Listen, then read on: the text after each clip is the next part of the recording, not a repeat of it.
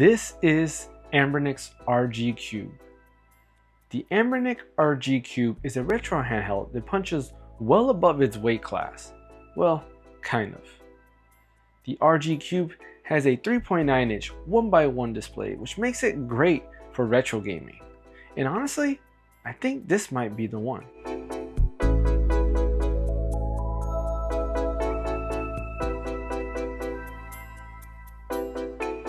Alright, you might be asking, what do I mean by the one? I'm on a journey to go ahead and find the perfect companion to the Steam Deck. If you watch my video on the Steam Deck, you know that I think it's almost the perfect emulation device. It can handle Wii U, PS3, and pretty much anything else before that. And honestly, it works very, very well. But there is one negative when it comes to the Steam Deck, and that is the size and weight of the Steam Deck. It's pretty big and heavy, and that can be a negative.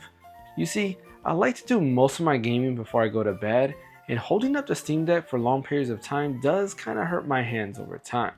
So I'm looking for something that's a little bit smaller and more compact, but can still handle Wii, GameCube, and PS2 emulation. Not really going to expect PS3 or Wii U or anything like that, and honestly, I don't think there's really Wii U emulation when it comes to like Android handhelds or anything like that. But I do want to have at least PS2, GameCube, and Wii emulation. So I'm looking for the perfect companion that can handle those. So yeah, this is the beginning of my journey of finding that perfect companion for my Steam Deck. So let's go ahead and start talking about the RG Cube. I remember seeing some of the first leaks of the RG Cube, and I was really interested because I really liked that form factor. The square or 1x1 display was actually very intriguing because I knew that GBA games or any 4:3 aspect ratio games will look really good on that display. But the one thing that I was worried about is if it could handle PS2, Wii, and GameCube emulation. There are a lot of different handhelds that are around the same size and form factor with the same weight, but they cannot handle GameCube, PS2, and Wii. Think of stuff like the Anbernic RG 35XX, any of those, they can do DS or SNES or GBA or anything like that, but they cannot handle the big three. I'm calling them the big three because those are the big three that I want to emulate. Fortunately, when it was officially revealed, they did show off that it can definitely handle 3DS emulation. And honestly, 3DS emulation looked really good on this. And they went further on and gave out the specs, which we know had the same exact specs of the RG556, which can do PS2, GameCube, and Wii emulation. So that got me very excited. I was very excited to go ahead and get my hands on this and test it out. So let's go ahead and start talking about the hardware. The RG Cube has basically all the basic stuff you would expect it to have. It has 2 thumbsticks, face buttons, 2 shoulder buttons, 2 triggers, a start and select button, and then there is a back/home button and an Anbernic button, which basically allows you to go ahead and go straight to Anbernic's game launcher. I'll talk a little bit more about that later on. Outside of that, the D-pad is also there, and the D-pad is actually very interesting because it looks like a Sega D-pad, but actually works better than the Sega D-pad. I'm personally not a fan of the Sega D-pad. I've never enjoyed the Sega D-pad. I've actually thought it's probably some of the worst D-pads I've ever tested, but in this case, it does not really feel like a Sega D-pad. Playing games using the D-pad, any type of 2D games or fighting games that utilize the D-pad, I actually had no issues with it. It feels great, and honestly, I've gotten used to it and I have no issues with it whatsoever. There is a little bit of a negative, which to me is not major, but I know some other people have really complained about it, and it is that it does take a little bit of force to actually push in, which can cause fatigue over time. I personally haven't had that issue, and I don't have that issue at all, so like it hasn't bothered me. But this is something to kind of, keep your eye out on because yes, it can cause fatigue or hurt your thumbs over time. I have heard people complain about their thumbs hurting because of pressing on that D-pad. But other than that, when it comes to functionality, it functions like you would expect it, and I have no issues whatsoever when it comes to that. Now the face buttons have a similar issues. It does take a little bit more force to actually press it on the buttons than I'm used to. Like when you think of other controllers, they don't really need that much force to actually press it on the buttons. But in the case of this, it does take a little bit more force. Again, I don't think of it as a negative because it doesn't bother me or I'm not fatigued from pressing or anything like that. To me, they work as expected, but you can notice the difference in the amount of pressure you have to actually push in when it comes to these buttons versus, let's say, like a Steam Deck or any other handheld, I would say main handheld like a Switch or anything like that you've used. The shoulder buttons and the triggers work perfectly fine. I haven't had any issues whatsoever. But when it comes to the thumbsticks, I do have a huge issue with the thumbsticks. The thumbsticks, for whatever reason, don't really act like an analog thumbstick, but rather they act almost like a D-pad. You see, if you're playing a 3D game, think of like Super Mario 64 or like Pokemon Alpha Sapphire or anything that actually has 3D movement, you will notice that the characters don't really move like an analog stick would, but rather they kind of snap in place, kind of like a D-pad. So think of playing Super Mario 64 DS and how the movement is on that. When you move around with the D-pad, the characters kind of like almost snap into different directions depending on how you're pressing the D-pad. Well, the analog stick kind of has that same issue, and honestly, it's very annoying. Now, as far as the games that I have played, it hasn't really bothered me too much, but I played a lot of Pokemon Alpha Sapphire, and that is an issue that I've been having, and I actually stopped playing it because it was very annoying. But other games like Super Smash Bros. Or anything like that that has you going on a 2D plane and it utilizes the analog stick, you really won't have that issue. According to Retro Game Core, it seems like this is an issue to do with the software and not so much the hardware of things. So hopefully an update can come through that can fix that issue. But other than that, as of right now, that issue is not fixed, and it can be a pretty big issue if you're trying to play any type of 3D world or 3D movement type game. The thumbsticks also have RGB lights around them, which are pretty cool, I guess. They do give a little bit, I don't know, of like, gamer vibes. Nah, I'm just kidding. They do give you some cool vibes. Like, I did mess with the color, and there's a little bit of different modes you can choose from when it comes to how it lights up. For example, you can have it on chasing, which is the default setting that I utilize. What chasing allows you to do is, as you move the thumbsticks, the light would technically chase to the direction that you're pointing to, so the light will light up in that section. There's also a gaming mode. What the gaming mode does is, as long as you're in Anbernic's gaming mode, I guess you want to call it, I don't know if it has an official name, but they have like a little game mode launcher there. If you're in Anbernic's game mode, it will highlight a different color depending on the emulator you're hovering over.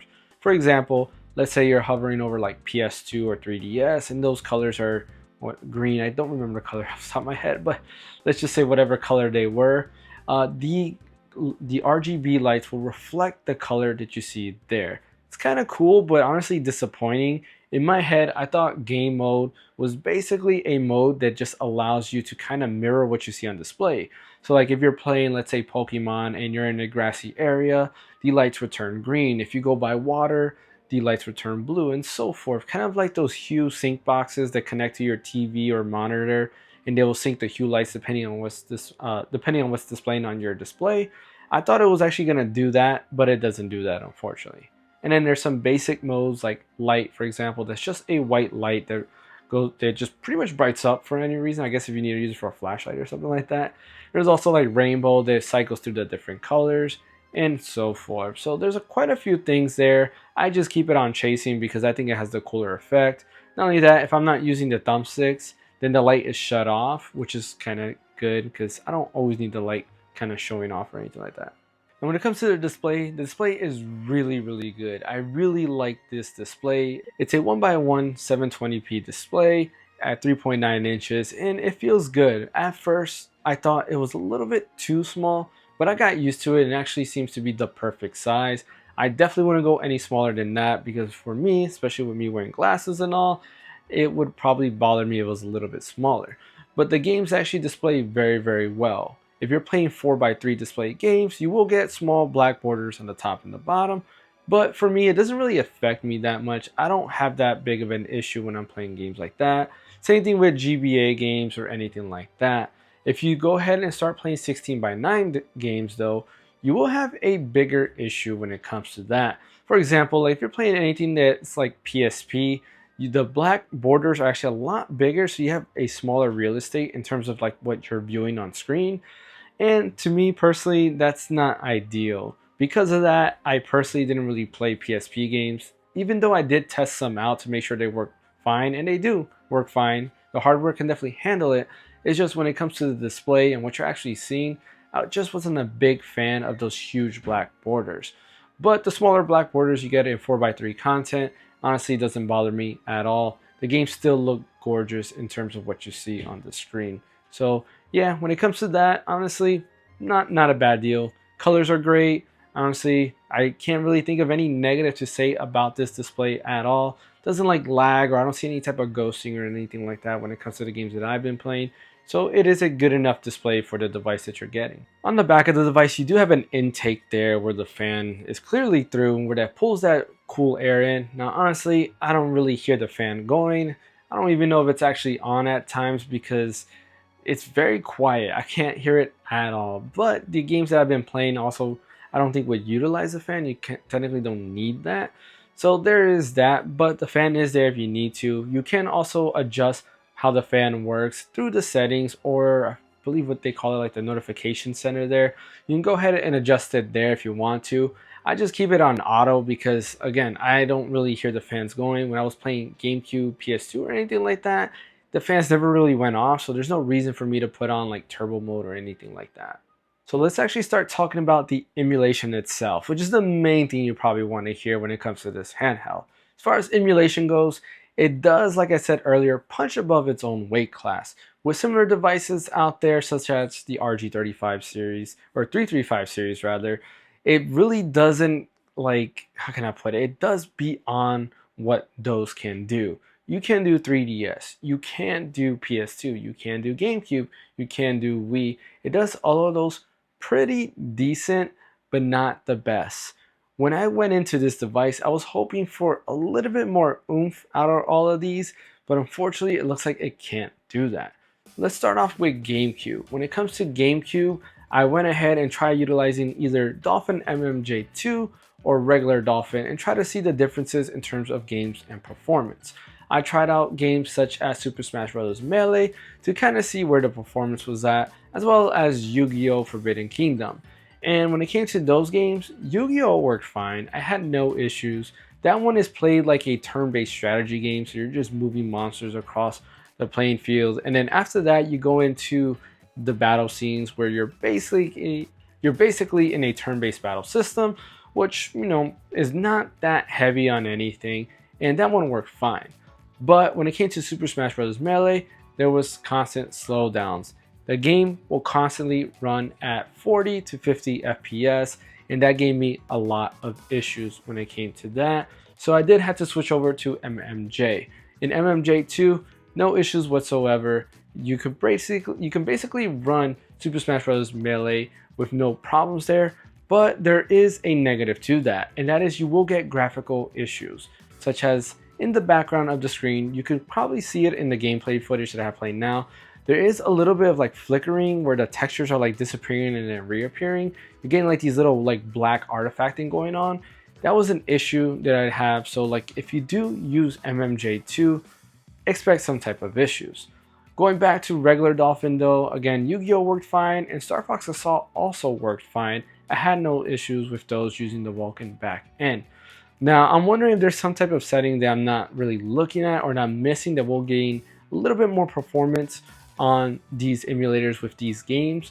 So I'm not too sure. I've only had it for a little over a week, and I do want to do a deeper dive in this and do like an update within a month or a month and a half as I play around with it, because I feel like this device can get a little bit more out of it, at least in terms of running GameCube flawlessly.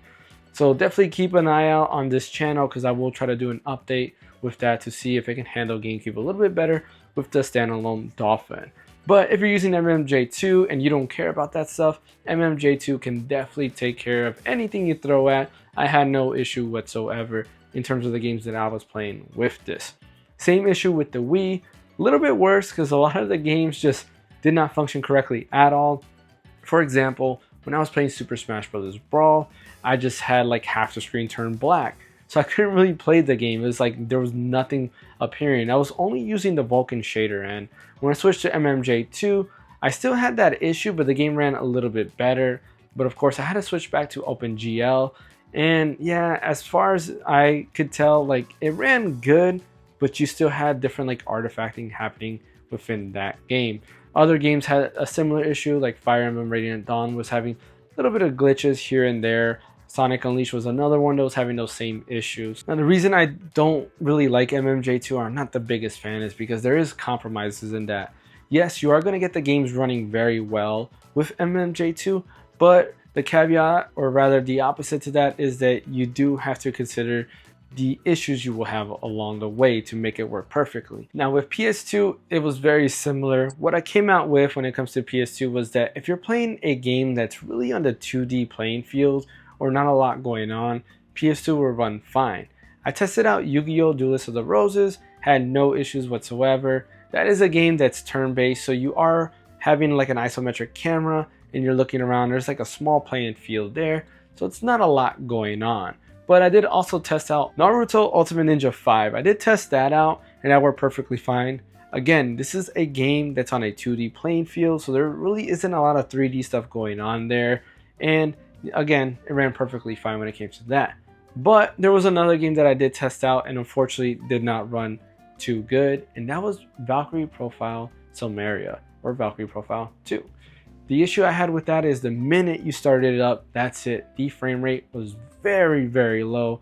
And no matter what I did in terms of lowering the rendering resolution or any of that stuff, you still had low frame rates. Now, to be fair, when it comes to this game, there are issues that the Steam Deck also had. And I just think it's the way the game performs in PC SX2 or Ether SX2 in this case. For whatever reason, when it comes to just emulation overall, I think this game just struggles when it comes to that. I had a similar issue too when you go into the beginning forest. The colors are just not accurate. There's like some weird like shades happening, but then when you get to battle, it kind of fixes itself. You get back to the forest, it has those same issues. Both my Steam Deck and this device had those same issues across both of them, but the difference was that at least the Steam Deck ran it at a perfect frame rate, but the RG Cube, yeah, forget it. It slowed down so much that I just exited the game and just stopped bothering. Now, I know that after you pass the forest, it does kind of pick up. So when you get into that cave environment, the frame rate should be a little bit more consistent, because the Steam Deck was definitely a lot more consistent when it came to that. But to me, it's just not worth it when it comes to that. So PS2 emulation overall will be hit and miss. You do have to test a lot of the games to see where you're at in terms of performance quality on those games. Moving on to 3DS, no issues when it came to 3DS. Outside of the analog stick movement, everything else just ran fine. By default, you have Citra MMJ downloaded to the RG Cube, which is kind of cool. It has a neat like little overlay that's there, so it looks like a little bit like a 3DS screen on there, and that's kind of cool and all. But I personally wasn't a fan of MMJ. Honestly, I just went ahead and went with Lime 3DS, and mainly because there was performance left when you compare MMJ to Lime 3DS or even Pablo MK7 Citra. I was trying out Super Smash Bros. 3DS, and with MMJ, it just did not work right. I had a lot of stuttering and stuff like that. But when I switched over to Lime 3DS, all that stuttering was fixed, and any game that I had issues with before was fixed with Lime 3DS. Lime 3DS is really easy to set up. You just go to the GitHub page, download the APK, and you're good to go. So if you're thinking of using 3DS, I would highly recommend downloading Lime 3DS and use that as your main 3DS emulator. There is a small negative to that, and that's that you can't resize the top and bottom screens. With MMJ, you can resize the top screen so it fills up pretty much the whole top portion of the RG Cube's display, and then of course you can shrink down the bottom screen just a tad bit so that it fits perfectly there. Lime 3DS unfortunately does not allow you to do that, therefore you only have kind of like one setting and that's it. You'll have like the edges, or rather you have like these black borders on the edges of the display, and that's because it's not filling up the whole like top display. But other than that, that didn't really bother me, and I think they looked good enough for me personally. And of course, when it came to performance, it ran fine.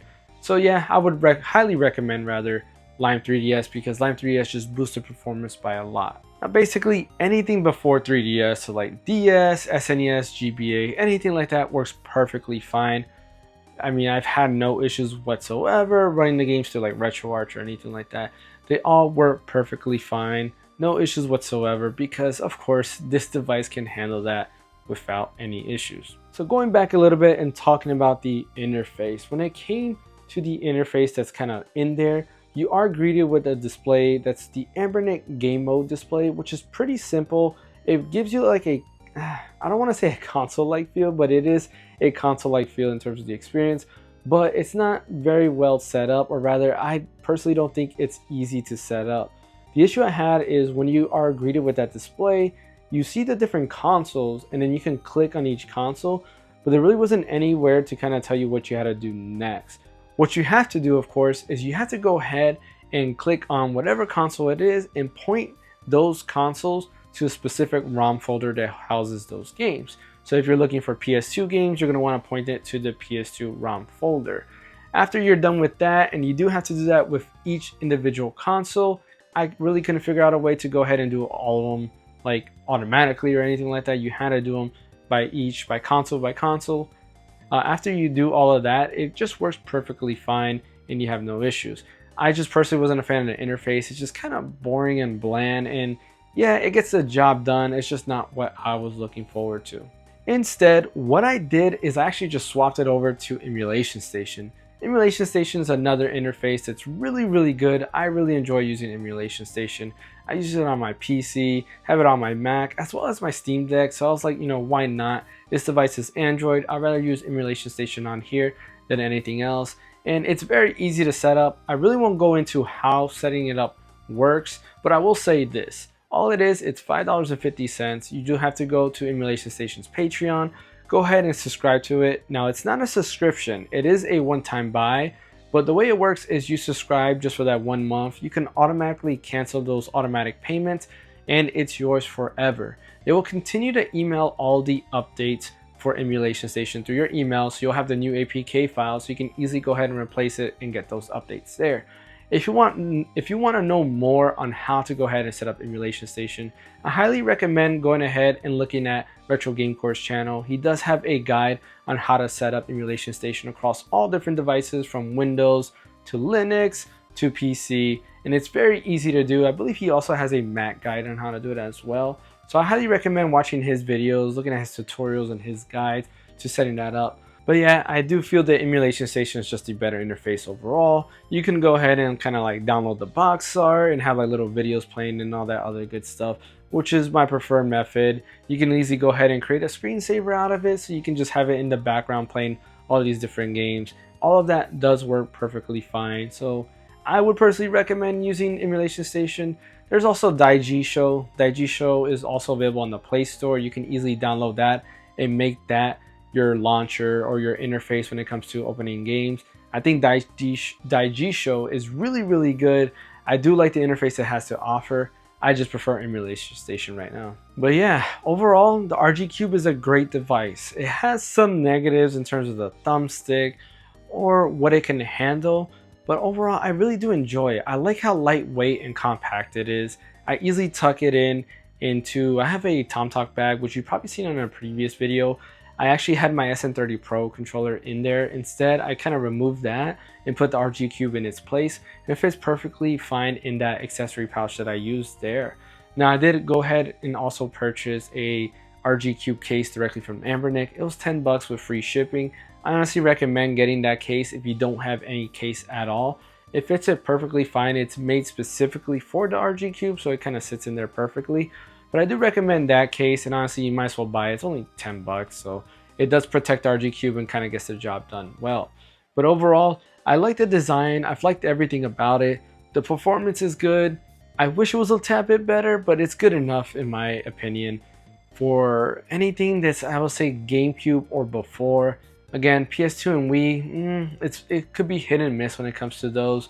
Some of the PS2 games I'm playing right now, it does play pretty decent, with the exception, of course, of Valkyrie Profile Somaria. But other than that, it does play pretty well. And like I was saying earlier, I think this might be the one, but I'm not too sure. Again, the negatives for me were PS2, GameCube, and Wii. And for me, the perfect companion is going to be smaller and more compact, and of course lighter than the Steam Deck, but be able to handle GameCube, Wii, and PS2 perfectly.